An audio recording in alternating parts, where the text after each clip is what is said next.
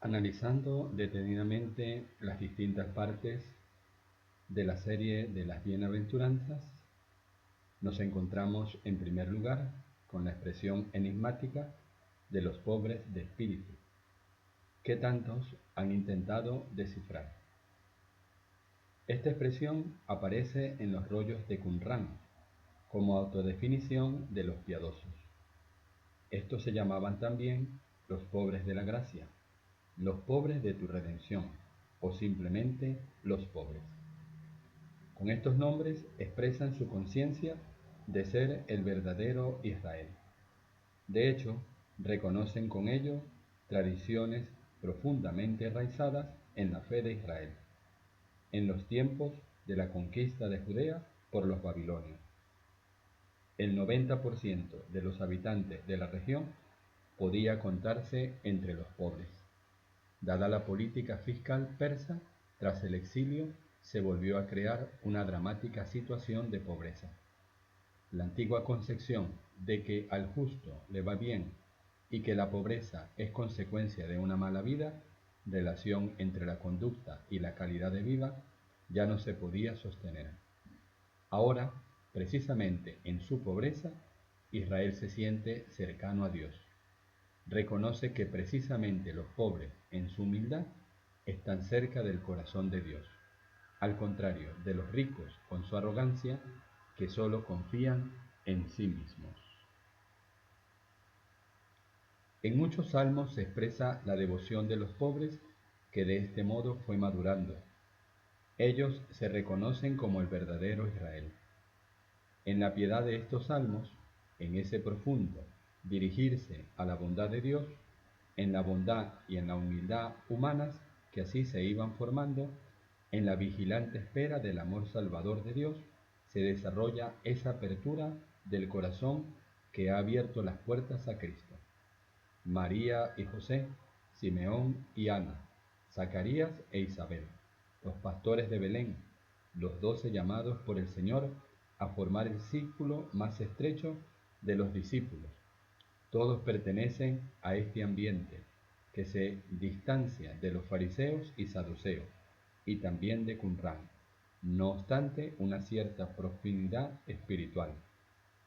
En ellos comienza el Nuevo Testamento, que se sabe en total armonía con la fe de Israel y que se orienta hacia una pureza cada vez mayor.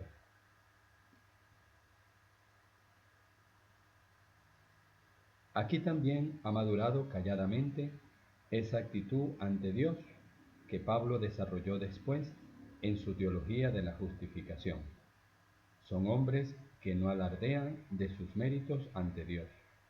No se presentan ante Él como si fueran socios en pie de igualdad que reclaman la compensación correspondiente a su aportación. Son hombres que se saben pobres también en su interior, personas que aman, que aceptan con sencillez lo que Dios les da y precisamente por eso viven en íntima conformidad con la esencia y la palabra de Dios. Las palabras de Santa Teresa de Lisieux, de que un día se presentaría ante Dios con las manos vacías y las tendería abiertas hacia Él, describen el espíritu de estos pobres de Dios. Llegan con las manos vacías, no con manos que agarran y sujetan, sino con manos que se abren y dan, y así están preparadas para la bondad de Dios que da. Estando así las cosas, no hay contradicción alguna entre Mateo, que habla de los pobres en espíritu, y Lucas, según el cual el Señor se dirige simplemente a los pobres. Se ha dicho que Mateo ha espiritualizado el concepto de pobreza, entendido por Lucas originalmente en sentido exclusivamente material y real, y que de ese modo lo ha privado de su radicalidad. Quien lee el Evangelio de Lucas sabe perfectamente que es él precisamente quien nos presenta a los pobres en espíritu, que eran, por así decirlo, el grupo sociológico en el que pudo comenzar el camino terreno de Jesús y de su mensaje. Y al contrario, está claro que Mateo se mantiene totalmente en la tradición de la piedad de los salmos, y por tanto en la visión del verdadero Israel que en ellos había hallado expresión. La pobreza de que se habla nunca es un simple fenómeno material. La pobreza puramente material no salva, aun cuando sea cierto que los más perjudicados de este mundo pueden contar con un modo especial con la bondad de Dios. Pero el corazón de los que no poseen nada puede endurecerse, envenenarse, ser malvado, estar por dentro lleno de afán de poseer, olvidando a Dios y codiciando solo bienes materiales. Por otro lado, la pobreza de que se habla aquí tampoco es simplemente una actitud espiritual. Ciertamente, la radicalidad que se nos propone en la vida de tantos cristianos auténticos, desde el padre del monacato Antonio hasta Francisco de Asís y los pobres ejemplares de nuestro siglo, no es para todos.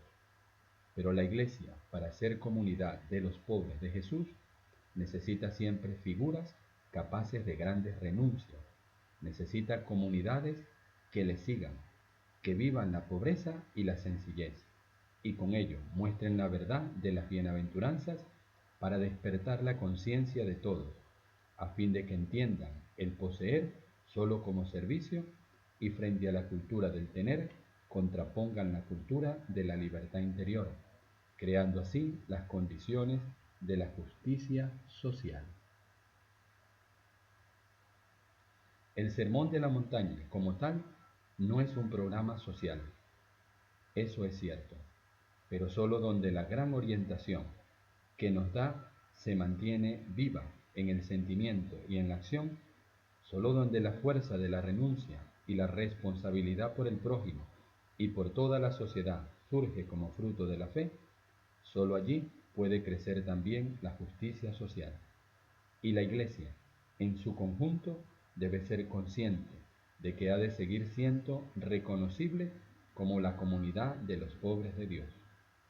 Igual que el Antiguo Testamento, se ha abierto a la renovación con respecto a la nueva alianza, a partir de los pobres de Dios.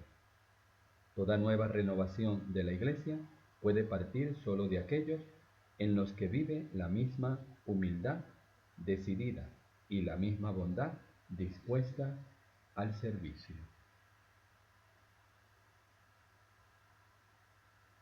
Con todo, hasta ahora solo nos hemos ocupado de la primera mitad de la primera bienaventuranza. Bienaventurados los pobres de espíritu.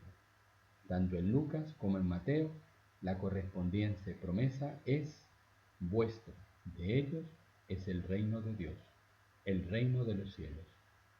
Lucas 6:20, Mateo 5:3. El reino de Dios es la categoría fundamental del mensaje de Jesús. Aquí se introduce en las bienaventuranzas. Este contexto resulta importante para entender correctamente una expresión tan debatida. Lo hemos visto ya al examinar más de cerca el significado de la expresión reino de Dios y tendremos que recordarlo alguna vez más en las reflexiones siguientes. Pero quizás sea bueno que antes de avanzar en la meditación del texto, nos centremos un momento en esa figura de la historia de la fe que de manera intensa ha traducido esta bienaventuranza en la existencia humana, Francisco de Asís. Los santos son los verdaderos intérpretes de la Sagrada Escritura. El significado de una expresión resulta mucho más comprensible en aquellas personas que se han dejado ganar por ella y la han puesto en práctica en su vida.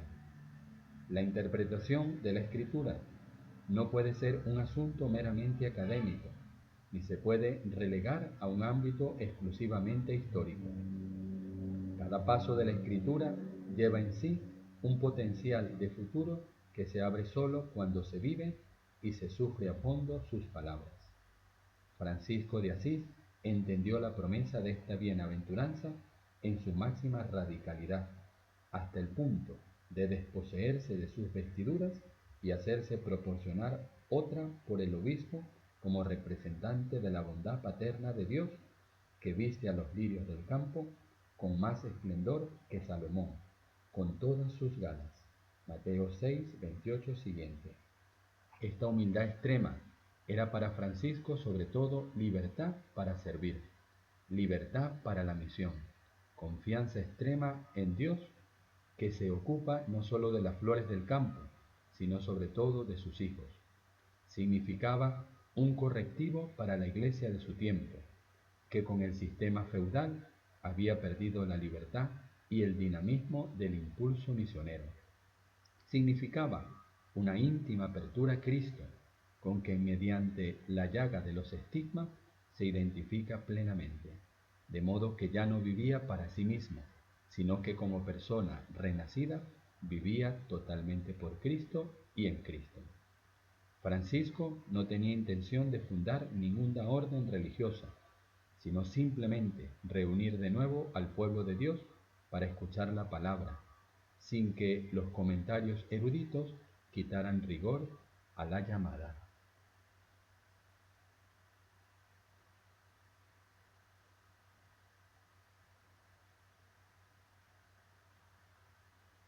No obstante, con la fundación de la Tercera Orden, aceptó luego la distinción entre el compromiso radical y la necesidad de vivir en el mundo.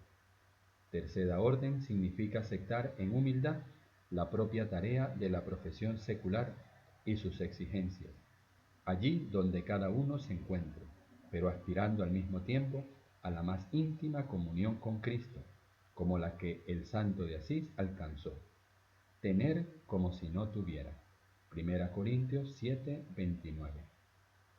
Aprender esta tensión interior como la exigencia quizá más difícil y poder revivirla siempre, apoyándose en quienes han decidido seguir a Cristo de manera radical. Este es el sentido de la Tercera Orden y ahí se descubre lo que la bienaventuranza puede significar para todos. En Francisco se ve claramente también lo que reino de Dios significa.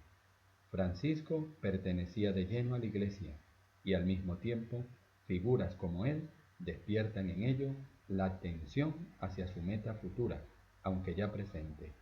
El reino de Dios está cerca.